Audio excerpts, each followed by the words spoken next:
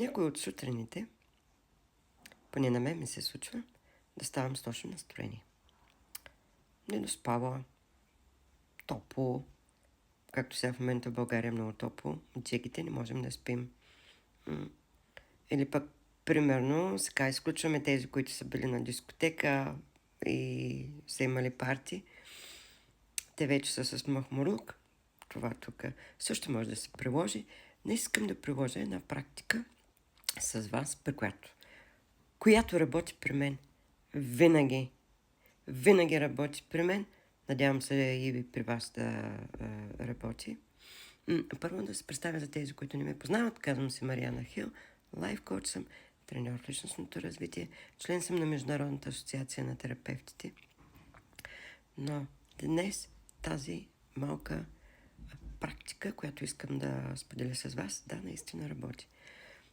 Така, каква е практиката? Когато ние се събуждаме с лошо настроение, не ни е добре, защото всички знаят, ние като се събудим с лошо настроение и всичкото го разпръскваме и хората са ни криви за абсолютно всичко.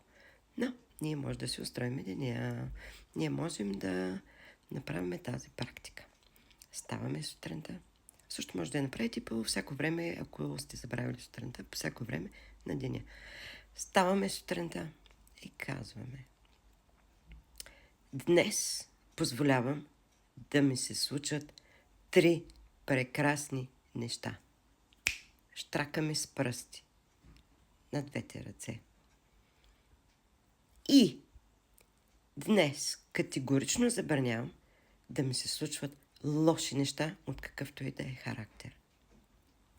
Щракаме с пръсти. Ставате, правите се вашата рутина.